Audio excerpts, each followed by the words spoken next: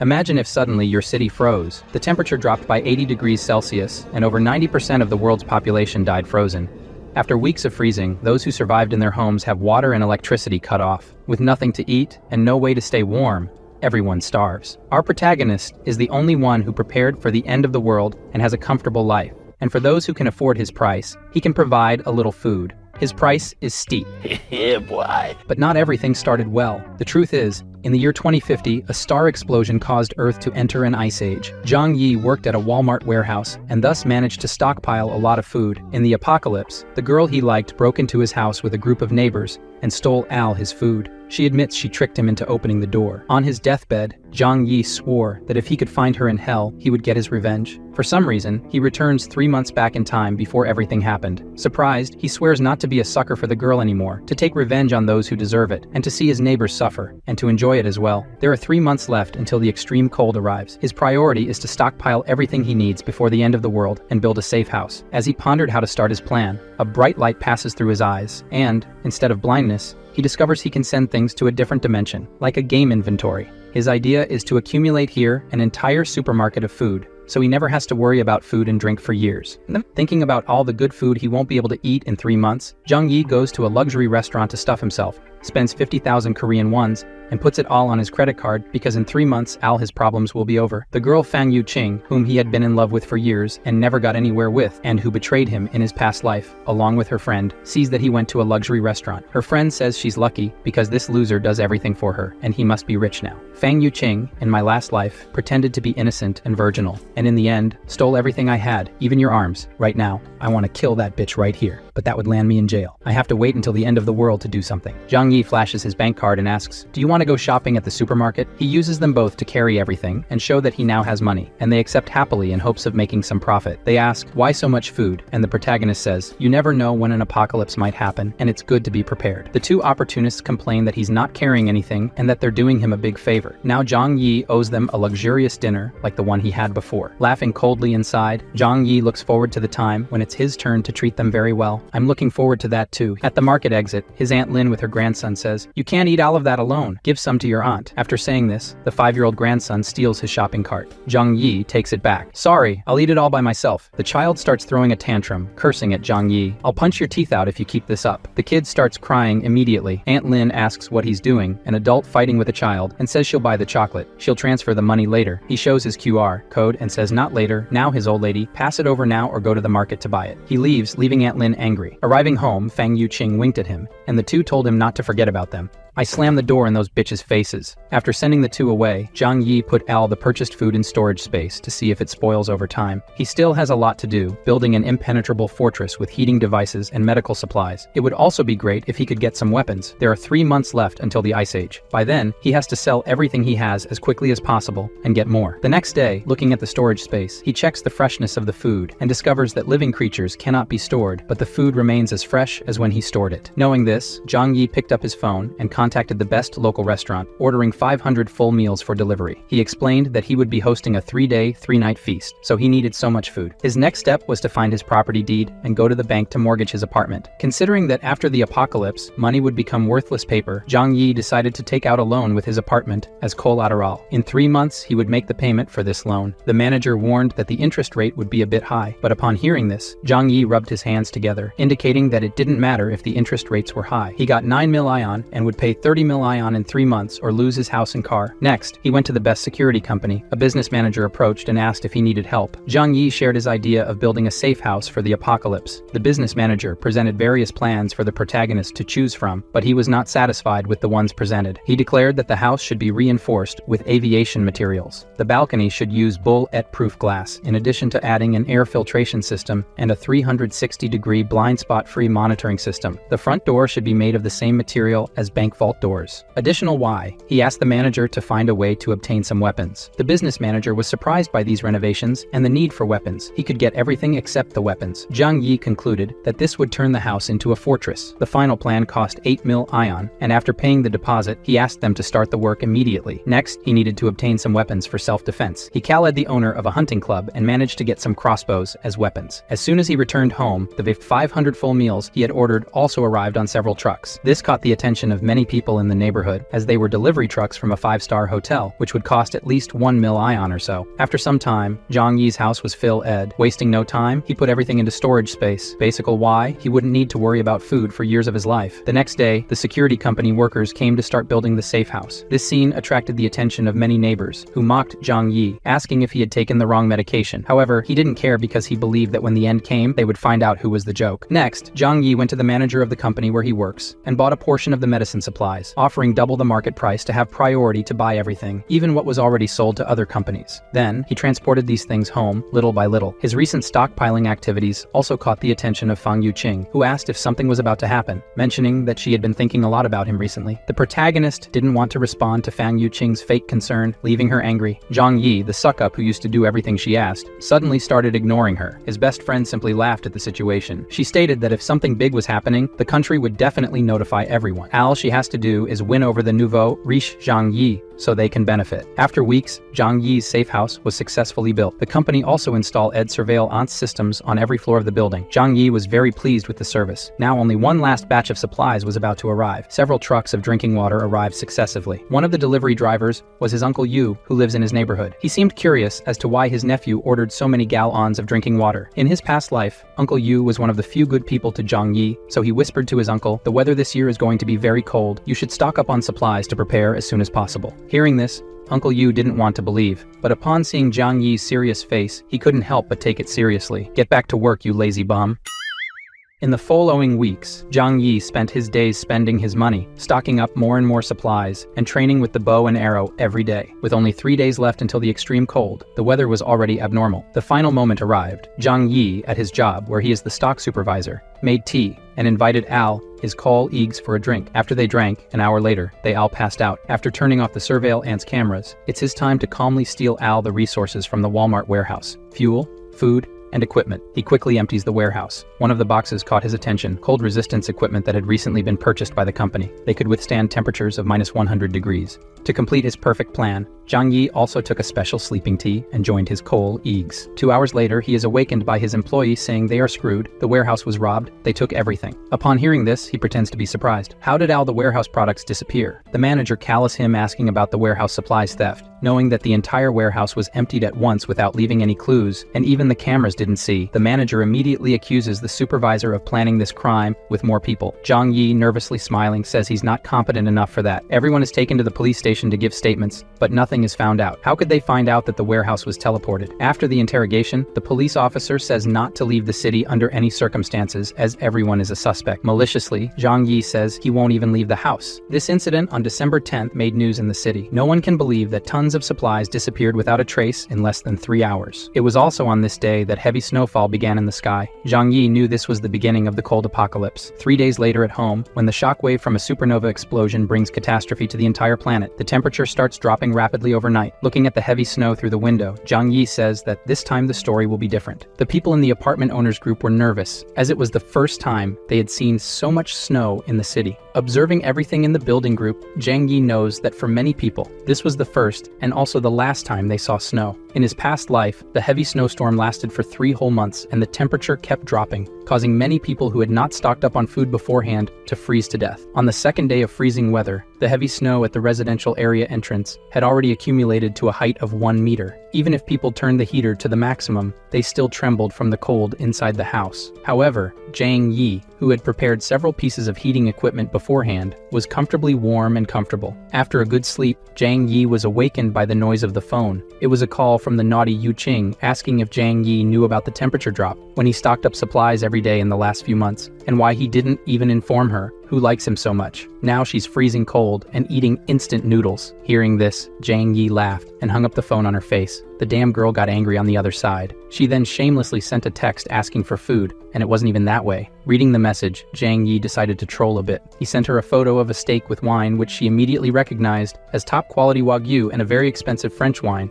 At that moment, the urge to have some became strong, and he asked her to eat it with him and drink wine too. Zhang Yi's response was, if she wanted, she could go to the market and buy it herself. Despite her anger, she calmed down, because she needed to please Zhang Yi to be able to go to his place too. After that, he just ignored her and went back to enjoying his meal. It was then that on the building's surveillance cameras on the iPad screen, he saw the show, Aunt Lin, who was the building manager, saying not to panic and not to fight over food. The extreme weather would last at most 2 or 3 days, and the neighborhood committee would help everyone through this. Aunt Lin warned that excessive hoarding of supplies is prohibited and would be reported to the authorities if discovered. However, one person spoke out against it, questioning how she could be sure that the heavy snowfall wouldn't last long. The surrounding residents also wanted to know, stating that if they didn't stock up on supplies now, Aunt Lin would be responsible if they ran out of food. Aunt Lin then stated that the neighborhood committee would take responsibility for this issue, then pointed to Zhang Yi to divert attention just to tell him not to cause trouble. He didn't care about the threats and went back to his super safe house. A week passed and the snow outside kept falling. Aunt Lin asked the building group for Zhang Yi, who is young, to clear the snow from the building's door. He says it's useless to clear because it would be like trying to dry a river with a bucket. By refusing Aunt Lin's request to clear the snow, Zhang Yi suggested she ask the rich people in the neighborhood for help. She was furious and clearly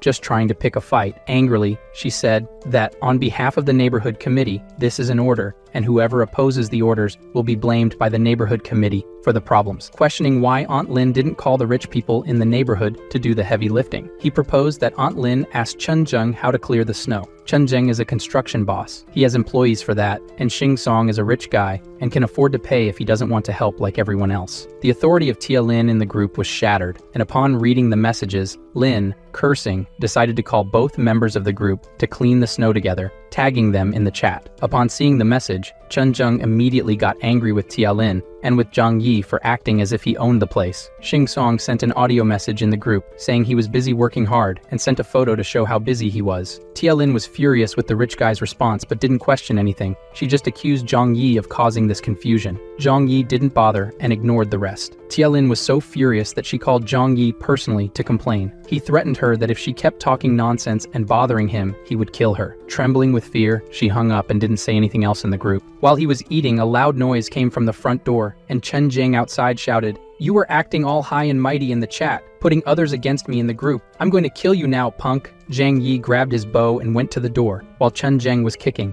Magically aiming through the door opening, he asked about who would kill whom first. Zhang Yi hit Chen Zheng's shin with an arrow. Through the peephole, he saw the arrogant guy on the floor, groaning in pain non-stop. No one would imagine that a silly and naive boy, an honest person, would have the courage to react like this. Chen Zheng didn't know that this was just the beginning of Zhang Yi's revenge. With the cold temperature, Chen Zheng could die if not treated in time. He would slowly die from infection, and weak would die from the cold. Struggling to reach the elevator, he didn't imagine that this kid he had seen 3 times in his life would do this to him. The truth is that Zhang Yi wanted to kill him at once. Realizing this, he got scared, grabbed the phone, and called an emergency, but because of the snow, any assistance was impossible. So he treated himself, taking advantage of the cold and numb leg. He removed the arrow himself, then picked up the phone again to threaten in the owner's group, telling Zhang Yi to watch his words. "Chen Zheng will kill you." Fearlessly, Zhang Yi responded confidently, "Come here again, and I'll kill you." This conversation left the curious ones in the chat group horrified. After all, no one in the region would have the courage to go against Chen Zheng. This was the first time someone directly confronted the guy. Furious, he grabbed the phone and called all his employees. In no time, a herd of people, each holding their own weapon, arrived at his house. Baldy led them all to Zhang Yi's door. "Zhang Yi,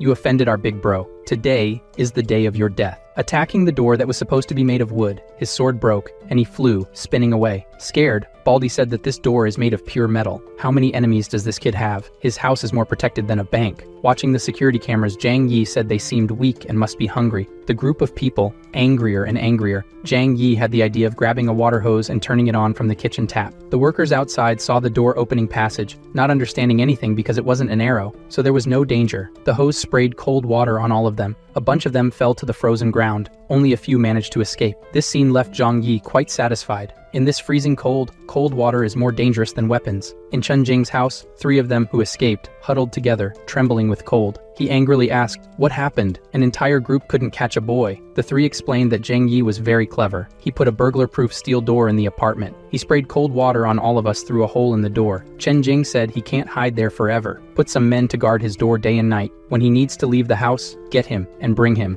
At the building's entrance, Uncle Yu led some people to clear the snow at the residential area's entrance, planning to dig a path to the supermarket to restock food. But they realized that, as Zhang Yi said, they couldn't dig as fast as the snow fell. After a while, they gave up and prepared to return. Watching this, Zhang Yi said that human power can't beat one of this size. Even though the television is reassuring all citizens that the country is winning the snow disaster, Zhang Yi is the only one who knows that 95% of the global population froze to death in this snow disaster. His lifelong passion sends a message asking if he's okay. If she didn't know the truth, she could be here with him in luxury. Zhang Yi says he's fine. She says she's out of food and reminds him that he bought a lot of stuff. Give me some, and later I'll invite you to dinner here. Slyly, Zhang Yi sends a photo of a lobster and says it's already being served for dinner. Seeing this, she gets annoyed, thinking that's why he's single. His chances with her are over now. Her best friend takes the opportunity to send a message too, saying, "You made Fang Yuqin sad now." Seeing this message, Zhang Yi says that this little drama is weak. The best friend gives up, saying that the snow won't last long. Why can't he help his lovely neighbors? He might even win Fang Yuqin over. That would be great for him. Zhang Yi ignores and responds with just an "oh." This pisses off the other bitch too. This loser suddenly turned so Alpha Sigma Red Pill?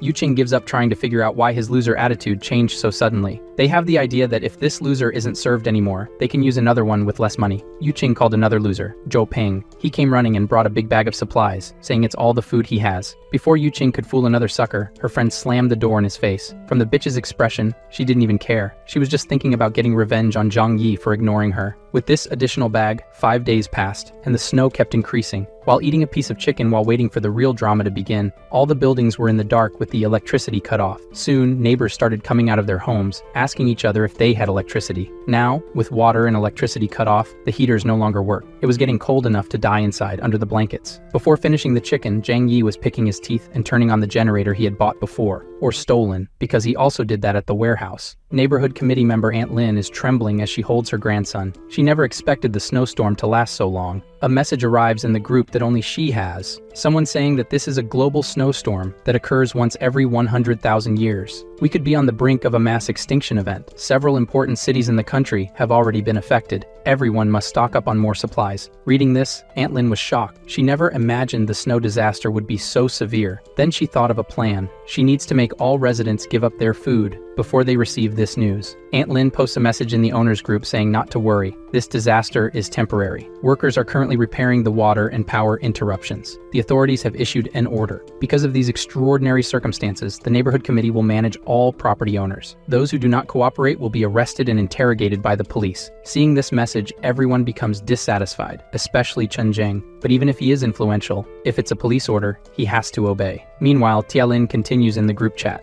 Due to the seriousness of the snowstorm, the neighborhood committee has decided to collect all supplies from each owner and distribute them equally to everyone to help overcome this crisis. Upon seeing this message, Zhang Yi remembers that she did the same thing in her past life and stole food from all the residents. Tialin's mistake was sending a message privately to Zhang Yi saying, "My nephew, you work in the warehouse. I saw you last time buying 3 truckloads of stuff. You must have stocked up a lot of food. It's your turn to do your part." Zhang Yi, angry, immediately replies with an audio message. "You armed bitch. Liar, guys." He says he ate too much and ran out of supplies at home. When she collects from the building, "Come share some with me." Hearing this audio made the old lady almost have a heart attack from anger. How could he have ruined everything so quickly? But realizing that she and her grandson are in dire straits and depend on Zhang Yi, the lady calms down and responds kindly. "This is an order from the organization. You have to obey. After the snow passes, I will report your good deeds to the organization." If Zhang Yi hadn't died the last time in his life, he would have believed her. So he responds, picking his teeth, "Aunt, I'm not lying. I have nothing to eat at home and I'm hungry. How about you send me some instant noodles, please?" Upon hearing this, Tia Lin couldn't hold back and replied to Zhang Yi, "Refusing to surrender your supplies is the same as going against the organization.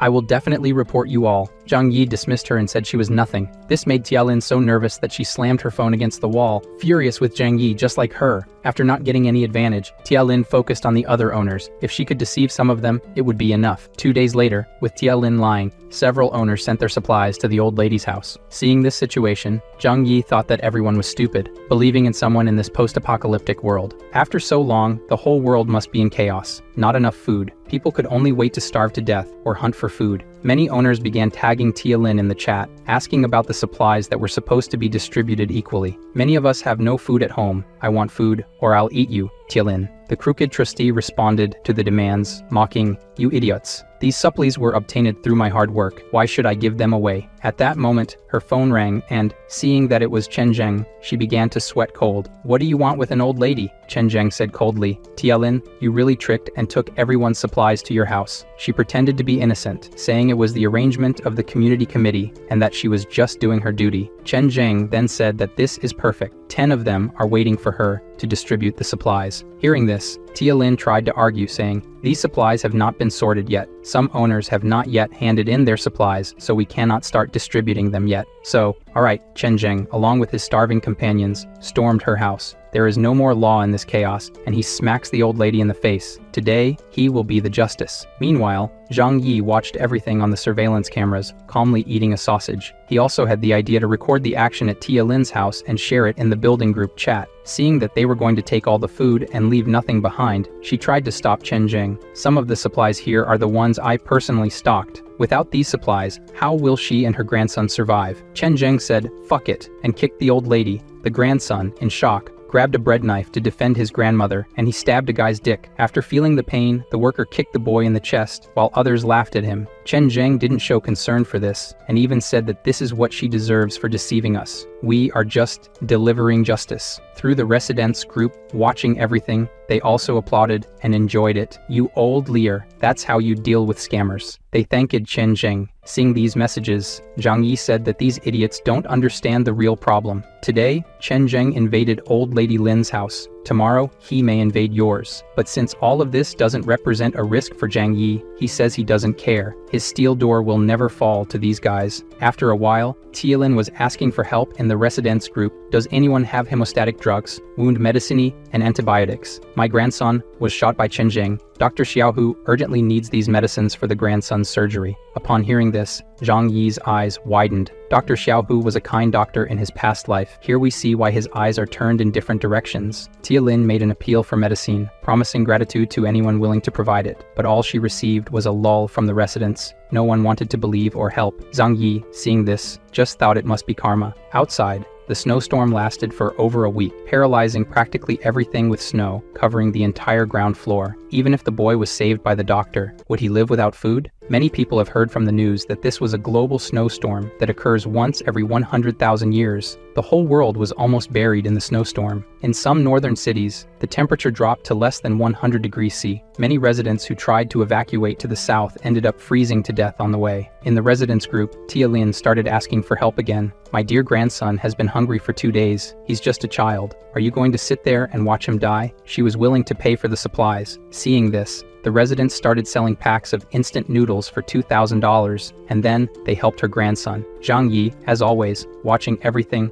found it amusing. People don't understand the apocalypse in front of them. Soon, they will have to eat money. As a rich person and knowledgeable about things, Xingzong started buying food from everyone who sold it for a lot of money. He knew very well that you can't eat money in this apocalyptic world. A single mother made an appeal for help in the group as well. Her daughter was about to starve to death, and she hoped everyone could help her. Zhang Yi says that this woman in his past life, with her daughter, survived for a long time, so it's all good. It had been 10 days since the freezing. Zhang Yi, as always, was at home, enjoying the comfort. At this moment, the phone rang. Seeing who it was, he chuckled. He opened the video call and said they seemed thinner. So are they eating well? The sight of the chicken made both of them drool instantly, and they asked why he still has so much food at home. And with this cold, why is he sweating? Mockingly, he says he has a fireplace at home. It's very warm, and he jokes that he's even thinking of going for a run outside to get some fresh air. Yu Qing, drooling over Zhang Yi, saying he's amazing, asked to take a bath inside with him. Without thinking twice, he rejected the invitation and even made a joke. The girl instantly became angry at Zhang Yi's words. "It's okay if you don't want to help, but mocking them is not cool." "So, is that how it is? You still think I'm a loser?" Zhang Yi asked. "If you want food, go find your rich boy." And he hung up the call. On the other end, Yu Qing got so pissed off that she threw her phone on the ground.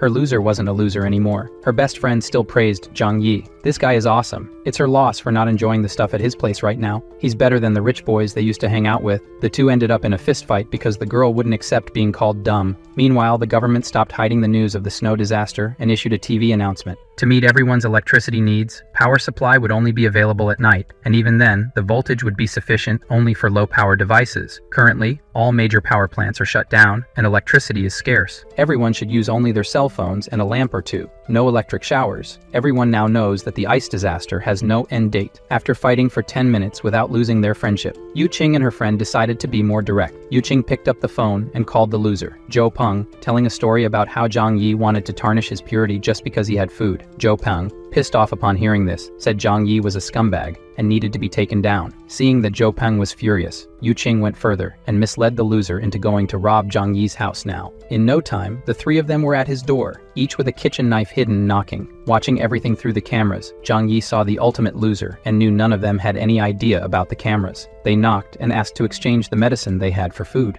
Angry at their attempt to trick him, Zhang Yi decided to be aggressive. Grabbing the hose to spray water on them and end the problems, he changed his mind when he saw the accumulated trash can. His idea was obvious, but magically, I don't know how, he with the hose sprayed sewage on the three, leaving everything full of garbage and saying that's the food they deserve, they can eat. Zhou Peng, furious, struck the door but didn't scratch it. His hand was hurt. Laughing it off, Zhang Yi said through the speaker that the door is made of steel and they can't open it. After a while, Zhang Yi gave up on them and went to sleep. However, he suddenly woke up to the sound of a gunshot. Even though he knew that sooner or later the law of the jungle would be put into practice, the sudden shot still startled him. Checking the surveillance camera images on the tablet, he realized that Chen Zheng and his employees were going from house to house, stealing supplies. Many met the same fate he had in his past life during the apocalypse. He even sent photos of what he could do to the building groups, and claimed that he now controlled all the buildings. Watching the situation through the surveillance cameras, a new group was formed, where several residents denounced Chen Zheng's actions in the chat, stating the need to go against him soon. Zhang Yi was also added to the group and read the messages. Having fun with it all, a retired veteran proposed leading an attack against Chen Zheng,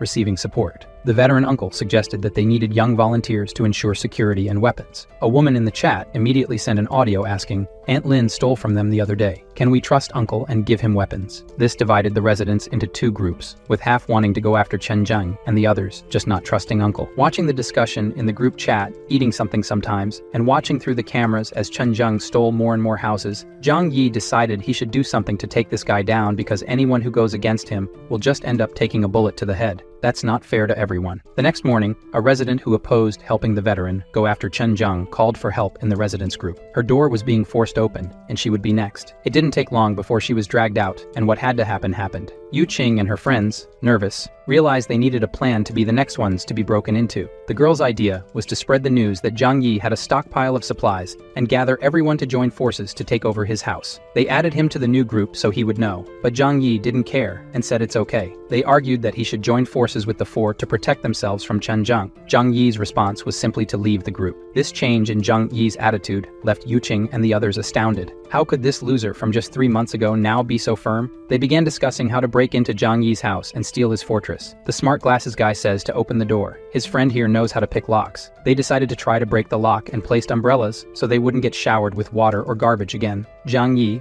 watching through the surveillance cameras, activated the high-voltage defense feature. The clever lockpicker had just admitted that this lock couldn't be opened. The kid practically exploded in shock and died. Seeing this, Zhang Yi felt no remorse for killing these guys. The smart guy with glasses pointed to the door, cursed Zhang Yi as a damn monster, and told him to get out now. Hearing this, he just laughed, grabbed his crossbow, and aiming through the door, hit the left arm of the smart guy's man squarely. The other two went to help the injured and were also hit, the loser and another crazy guy. Yu Qing and the others fled and returned home from where they came. The three hit by arrows were lying on the ground, groaning in pain. One of the girls slapped the slut Yu Qing's face and said it was all her fault. She didn't mention that he had crossbows at home, his crossbow. She argues that she didn't know. Last time, he just sprayed water and garbage. Zhou Peng, the loser as always, defends the slut. Besides, the smart guy remembers that the most important thing is to take care of the wounds. They called, and Dr. Zhou Kier came to check the wounds of the injured people. Surprised, she explained that, with the wounds so deep and without professional equipment, they have less than 20%. Furthermore,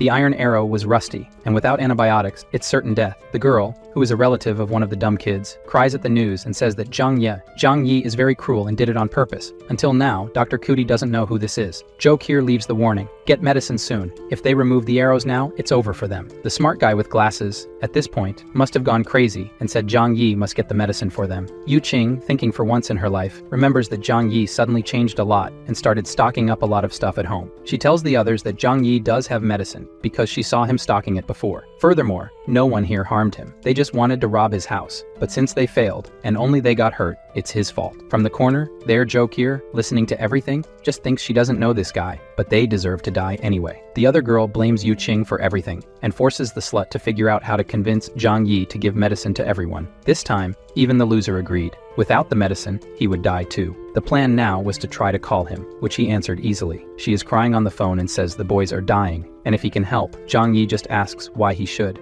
Everyone has to die sooner or later. The crazy guy's sister takes the phone to say it's his duty to help because he injured the guys and they were rusty. Zhang Yi then says that he used arrows like that just for them to die anyway. To add insult to injury, he even says he won't help, but Yu Qing can come live with him. At that moment, the girl takes the phone back and says yes, he's yours from now on. Do whatever you want with her, says Zhang Yi. Her blood-sucking friend says to take her too. Zhang Yi says, just come, you can come now. He starts running right away to go. Her friend tries to pull her, and she just gets a push. Get away from me, you bitch, the cousin of one of the boys says, then gives her another slap in the face and calls her a schemer. As always, the slut looks at Zhou Peng, too much of a loser, and asks for his help. He has to make them let her go and be happy with Zhang Yi. She also says that Zhou Peng is a good man, but he's poor and weak. Zhang Yi's brother is the one who can make her happy now. The kid even falls in pain now. She bolted, trying to go to Zhang Yi's house, but the others stopped her. The reason is that everything is her fault, so Yu Qing doesn't have the right to thrive alone. Dr. Zhou Kier reminds them again that without medicine, it's certain death, and leaves. One of the injured kids, the smarty there, says they should go ahead with the plan to spread the word that Zhang Yi has plenty of food. The smart one says that when Chen Zheng and the others take Zhang Yi's house, they can get medicine. Yu Qing is against doing this to Zhang Yi's brother. The other girl makes it clear that if she opens her mouth, she'll lose her teeth now. Zhou Peng is against hitting the bitch, but says to her that this plan is the only choice. They posted in the building group the photos and videos that Zhang Yi sent. He really has a lot of food. Seeing the message, Chen Zheng drools and says, that's perfect. I can get revenge for the leg. In the residence group, people asked Zhang Yi to distribute his supplies to everyone. Others asked for just one meal. Aunt Lin asked for food, and another mother in the group asked him to be her son's godfather. Seeing these requests, Zhang Yi sends an audio message to the group. I'm eating those listening. He really said he wouldn't feed animals and wouldn't help anyone anyway. Ignoring them all, Zhang Yi looks at the snow falling outside the window and thinks, staying home every day is boring. It would be nice to use the snowmobile store to take a ride around. Suddenly, the phone receives a message from Dr. Zhou Kier. She says her medicine and food ran out, and if he wants to negotiate. In her previous life, she died because she gave her last food to a mother with a hungry baby, and she starved to death. Zhang Yi remembers her as a good person, but says that the smarter the woman, the more dangerous she will be. Zhang Yi doesn't want to leave anything to chance and end up dying again. He replied, I can provide supplies, but you need to trade something for them. Seeing the message, Zhou Kier says he can give her food for participating in a consultation with her. Look how cute she is, thinking she doesn't even know this guy. And now, Zhang Yi says instead he can provide medicine and food, but she needs to do him a favor. Zhang Yi needs her to be his spy and inform him of the residents' plans. The deal is that, accepting it or not, it's her choice to follow the crowd and die like everyone else or stand by his side. She wonders for a moment if this is right, but decides to accept. The first step is taken, guys. Our Zhang Yi has a lot of food, but lacks food, doesn't he? Then the smart guy with glasses sent a final threat. Zhang Yi, where are you? Last chance, are you going to deliver the supplies or not? Seeing the message, Zhang Yi trolls in the group, saying that his food just ran out. The wounded smart guy threatens him, and soon, Chen Zheng makes a group without Zhang Yi, planning to join together to steal everything he has. Zhou Kier and Uncle Yu are in the group and decide to warn Zhang Yi about it. With that, Zhang Yi is sure that Dr. Zhou Kier was cooperating with him. Zhang Yi tells her that he has plans to defend himself, just don't be with the herd. It was 2:30 in the morning when a group of armed people marched home, shouting that they had to kill the selfish one. They hammered the door with all their might. Seeing this through the security cameras, Zhang Yi turned on the high-voltage device. Those who were close were electrocuted and died. What a pity. The others were scared and wanted to flee. However, as soon as they turned around, they were blocked by Chen Zheng and his gang. He ordered them to continue breaking the door, or they would die. To motivate the residents, the smart one with glasses said that now they have to kill Zhang Yi to avenge the neighbors he just killed. Besides, inside there's a fireplace and plenty of food. Encouraged, the residents grabbed a wooden log and continued trying to break down the door. Zhang Yi, after some time drinking wine, decides to help them. He took out his sound system, played action music, and said that this was to motivate them. Listening to the music and with more anger, 20 minutes later, the door was only scratched, and the guys were fainting from hunger and exhaustion. The residents, who didn't even know the door was made of steel, were puzzled. One of them goes there to inspect with a magnifying glass and says it's the same material as bank vaults. A door like this, not even a tank could knock down. Zhang Yi, on the other side of the door with his crossbow ready, only aimed well at the throat. The guy was agonizing there, and the other neighbors ran, shouting that he had weapons. Somehow, Zhang Yi hit the people who weren't even facing his door. The technology mysteries that, behind the door, Zhang Yi felt no guilt for it, just self-defense. The smarty with glasses who survived after calming down says he has a plan. The door is steel and thick, but the wall is still made of cement bricks. The neighbors seemed to understand and started hammering the wall next to the door. Cracks began to appear in the wall, and then a metallic sound with an impact occurred. The guy with glasses lost fear of the arrows on the side of the door and went to check. The walls are also lined with steel. Everyone was shocked. Why on earth would someone put steel in the walls? Someone someone who knew this situation was going to happen, they tried to break several other places in the walls, and every corner had metal. They went to the apartment above and below his, and as expected, there was metal everywhere. This miserable man has an impenetrable fortress. Without tools, it was impossible to drill through the walls. The neighbors realized that Zhang Yi must have known about the apocalypse to have built such a complex fortress. Everyone was in despair, saying that Zhang Yi was selfish and only thought of himself. Two residents looked at each other hungrily, and for a second, thought about eating each other. But it passed. One of the neighbors says he remembers that his apartment's balcony is made of glass. This idea made everyone excited again. Using wooden planks from the neighboring apartment to his, Zhang Yi sat calmly while everyone together gathered on the balcony. Unfortunately for them, the glass was bulletproof, and they couldn't even scratch it. To help them warm up because it's very cold outside, Zhang Yi took a Molotov cocktail and threw it into a hole in the wall, which soon fell from the ceiling on their heads. In the element's view, it was 1 second of terror, and then many of pain,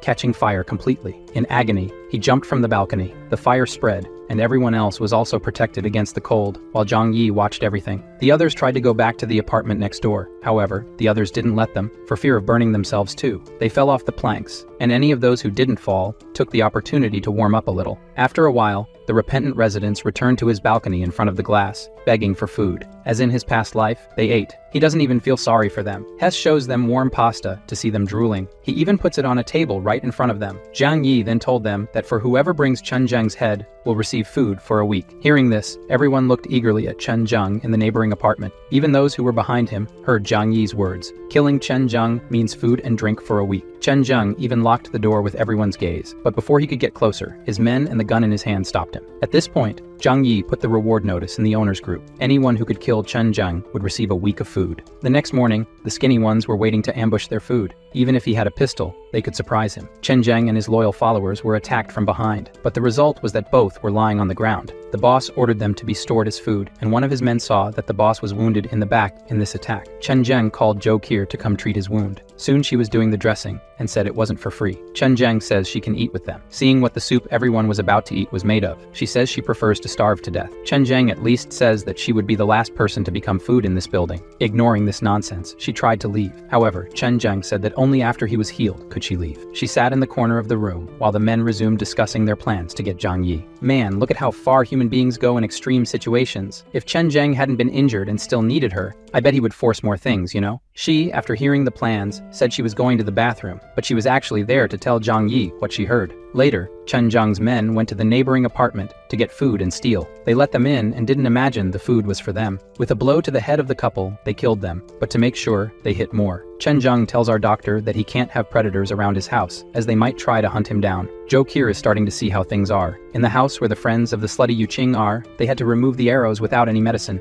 Everyone has serious infections. Maybe the cold is taking away some of the pain. Zhou Peng asks his cousin to try to convince Zhang Yi one more time, but she says it's useless. There's no way. Days go by, and Zhang Yi only eats and sees Chen Zheng afraid of being ambushed again. As he eats more and more, Zhang Yi calls Zhou Qir to ask about her situation. She says Chen Zheng went crazy. Everyone's food ran out. They're invading houses every day to kill everyone and search for food, besides keeping the dead for later. She hasn't eaten anything for days and asks if he can save her. He thinks for a moment that she's very useful for being a competent doctor. In the post-apocalyptic world, doctors are treasures. So, Zhang Yi says she can come to his house after doing one last thing. A while later, Zhou Peng goes to pound his door, desperate. He says his love, Yuqing, is starving. He went to Zhang Yi's door, asking for food for the girl who used and rejected him. Zhang Yi also says that tetanus is already advanced in him. Medicines won't work anymore. As he walks back home, he remembers he never even held Slutty's hand. So instead of waiting for death, he ran to Yuqing's room, kneeled down, and asked her to marry him. She, disgusted, threw him away. The loser grabbed her by the neck, saying they'd get married in hell then. She slapped him in the face, saying she belonged to Zhang Yi.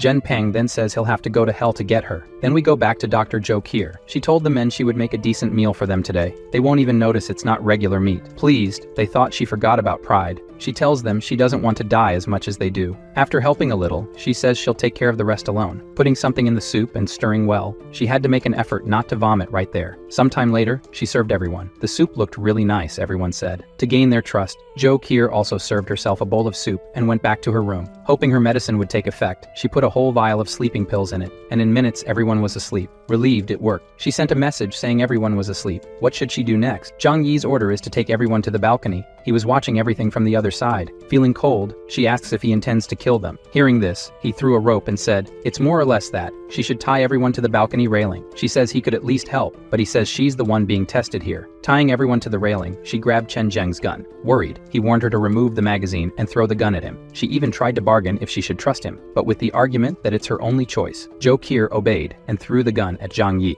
After receiving the gun, he examined it, confirming it was the same one Chen Zheng used. Then he went back to the room, grabbed a water hose, and from there, he threw water onto the balcony, without even warning Zhou Qiu. She entered the apartment while the water was falling, and in a short time, Chen Zheng and everyone else woke up screaming. Looking at their hands and feet tied together, he realized he had been drugged. All he could do was curse Zhang Yi a few times. After a few sprays of water, Chen Zheng turned into a popsicle. Dr. Zhou Qiu, too weak even to stand up, calls and says it's all done. After a few minutes, our beautiful doctor was at Zhang Yi's door, observing through the cameras. Even though everything has gone well so far, he wanted to make sure there were no risks. She should open the heavy door and enter while he pointed the gun. She finally entered and fell to the floor. Just the warmth inside the apartment was good enough. Approaching from behind, Zhang Yi says it's not over yet. He has to make sure they're not hiding anything from each other. He has to be sure of that, and she knows how to do it. Blushing, she knows what she has to do. Zhou Qiu takes off everything and remains only in her underwear. Now that he can see she's not hiding anything, Zhang Yi says it's perfect now, leading her to the room where she must take a shower and change her dirty clothes. When he heard the sound of the shower, he took all the items from the medical kit and confiscated them. It was always better to be cautious. A pleasant time later, Zhou Qiu, dressed in pajamas, came out of the bathroom, a sight that moved Zhang Yi. He asked her to sit down and dry her hair. He says he let her go because she's valuable to him. If she doesn't obey the rules, he won't show any mercy. Her room will be that one. From now on, you'll live there. Without my permission, you're not allowed to wander. She was aware of the consequences. Zhang Yi says that in this chaotic world, the best thing she did was join him. To reinforce the trust between them, Zhang Yi decides to reveal his secret and ensure Zhou Qiu's loyalty. In this house, she can see that there is no food. The reason he is so prepared for everything is that he has a power nobody knows about. He took bread from the dimensional storeroom in front of her. If she betrays or kills him, she will no longer have food and will starve to death. Seeing this, he understood how Zhang Yi was living so comfortably. She ate and even cried with emotion, almost choking with such haste. Now that she is clean, without hunger or thirst, Zhou Qiu will be responsible for all household chores. Before she could accept, the scoundrel interrupted, asking what else she could offer. Being an intelligent person, she knew what he wanted. Zhang Yi's eyes even widened with the sight. Besides companionship and help with the tasks, now they would be a couple. Like any couple, they would have their moment of exercise together, and our beautiful doctor, Zhou Qiu, would have plenty of food. The next day, looking at Zhou Qiu still sleeping, Zhang Yi says she must have been very tired from last night. Having a woman around when they can't leave the house anymore is very pleasant. She dressed, and they went to have breakfast, a life with more luxury than before the apocalypse. Zhang Yi threw one of the special cold coats to her. Going outside, Zhang Yi said she still has work to do. He handed her the baseball bat, even though she helped freeze the guys outside. Now Zhou Qiu must go there and destroy the frozen bodies. Without explaining why, she went there without hesitation and started to bash the popsicles. Meanwhile, Zhang Yi filmed all the hard work of the doctor. Not caring about being filmed, she continued to hammer. The purpose of the recording was to send it to the residence group and show everyone that Chen Zheng, the guy who was terrorizing everyone, is now in pieces. The people in their homes didn't even think to criticize or ask why the doctor was there. They just praised and celebrated. Pleased with how things turned out, Zhang Yi received a call from Yu Qing. Zhang Yi says he didn't know she was still alive. The girl with a crazy look says she heard about Chen Zheng's death and is now ready to be his woman, and that he must be with Zhou Qiu because he thought she was dead. Her friends behind her were ready to kill the girl, and they both heard the screams from the other side. Zhang Yi took advantage of this to mess with her mind even more, sending a picture of Zhou Qiu saying that she was his fiancée. When she saw the new message, she broke free from the two girls and ran to the phone, just to see Zhang Yi and his girlfriend. The girl went insane, saying that she loves Zhang Yi more than anyone. However, Zhang Yi threw it in her face that she doesn't matter, and who he loves is the one with him now, and hung up. The poor girl's friends didn't even want to hit Yu Qing anymore. Their anger was at the girl going to live with Zhang Yi and them getting screwed, but now they're screwed together. Satisfied with how much she suffered, Zhang Yi asks his little girlfriend if he was too cruel. She says that whether he was or not doesn't matter. He has his reasons. She also heard of him for the first time when she went to help the two girls, and how they seemed crazy. If Zhang Yi did what he did, it's right. A person in the building in front decided he couldn't take it anymore and decided to fulfill his dream of jumping from the building, but that didn't even impress the two. Shortly after Zhang Yi's phone rang, on the line was his uncle Yu, happy. Zhang Yi says it's great to know he's okay. He survived everything thanks to the supplies he saved from Zhang Yi's warning. Furthermore, now he is with Shi Lemei, the single mother from before. Her son is sick, and they need medicine. Of all the people, Uncle Yu was the only person Zhang Yi would help, so he told him to come get the medicine later. After telling Zhou Qiu about his uncle, and having his juice. Someone was knocking on the door. Checking the security cameras, he saw it was his uncle and Z. Li Mei. That's all they had. He didn't even open the door. He threw the medicine through the opening in the door onto the floor. His uncle thanked him for the help, but the woman wanted more than that. She knows he has a fireplace and asked to come in. Her baby needs to warm up. At this point, Zhang Yi says it's screwed. He didn't want to hurt Uncle Yu, but above all, safety comes first. He lied that the coal ran out, and now he and his girlfriend have 7 or 8 coats to keep warm. Uncle didn't want to bother Zhang Yi anymore, but the woman insisted more and more on coming in because they couldn't if Zhou Qir the doctor was with him. Zhang Yi's argument was that she's engaged to him, and that's why she's here. She blushed all over, hearing that. Finally, Uncle Yu got tired of hearing it and said that's enough. Just the medicine was great, they still have food. After sending them away, Zhang Yi was even tired. This woman in his past life survived for nothing. Since this conversation tired him out, he went to rest on his girlfriend's lap and have a great view. Zhang Yi thinks that Zi Limei being around could even mess up his plans. It's no wonder that when they returned home, Uncle came to ask why she was abusing his nephew's trust. She even says it's all for the baby's best interest, but Uncle reminds her that he owes his nephew. If it weren't for him telling him to save food before the apocalypse, he would have nothing. Instead of agreeing, Zi Limei claimed that Zhang Yi didn't give medicine to help. Everything was for him to collect favors later, saying that Zhang Yi is a selfish man. Uncle, hearing this, shouted that everything has limits. He may be old, but he's not stupid. If she badmouths him again, she'll be alone. The smart woman let the subject drop.